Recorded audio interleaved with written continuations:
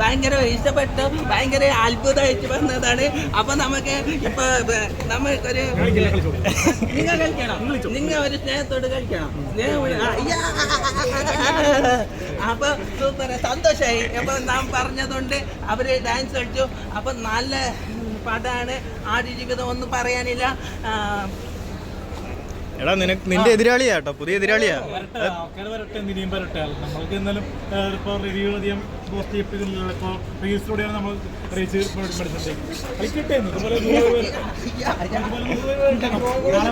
നാളെ മമ്മൂട്ടി പോലെ കളിക്കാൻ പറഞ്ഞാലും കുഴപ്പമില്ല. നിന്റെ ട്രെൻഡ് അല്ല, നീ ആറാട്ടെണ്ണോ ഒതുക്കിയ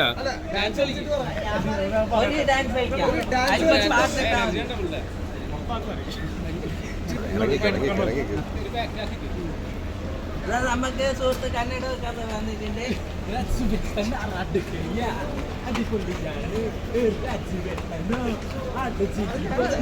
സൂപ്പറാണ് ആടുജീവിതം, സൂപ്പർ സിനിമ ആടുജീവിതം. എന്തൊരു cinema Aadujeevitham, super cinema Aadujeevitham. കാണേണ്ട സിനിമയാണ് കാണേണ്ട സിനിമ ആടുജീവിതം. എന്തൊരു കഥയാ, സൂപ്പർ ആണ് സിനിമ ആടുജീവിതം. എന്തൊരു ഭംഗി ആടുജീവിതം. ഓക്കെ ഹോ പെരേര സൈഡായോ?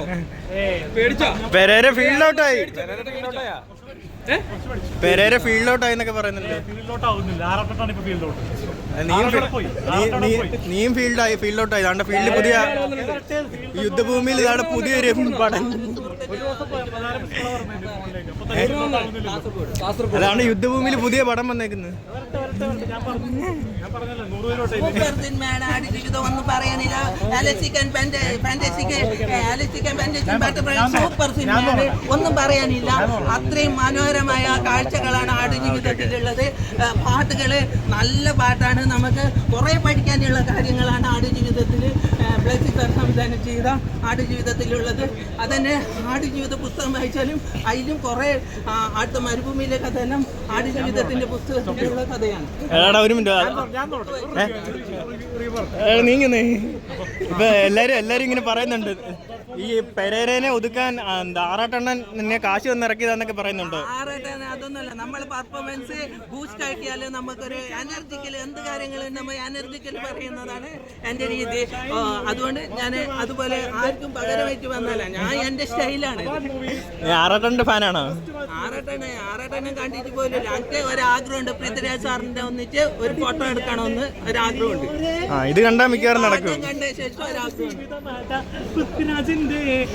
ജീവിതമാണ്, വെറൈറ്റിയുണ്ട്, ഫാമിലിയുണ്ട്, സീരിയസ് ഉണ്ട്, എൻഗേജിംഗ് ഉണ്ട്, അടിപൊളിയാണ്. ഒരു മരുഭൂമി കഥ, ഒരു ഒട്ടക കഥ.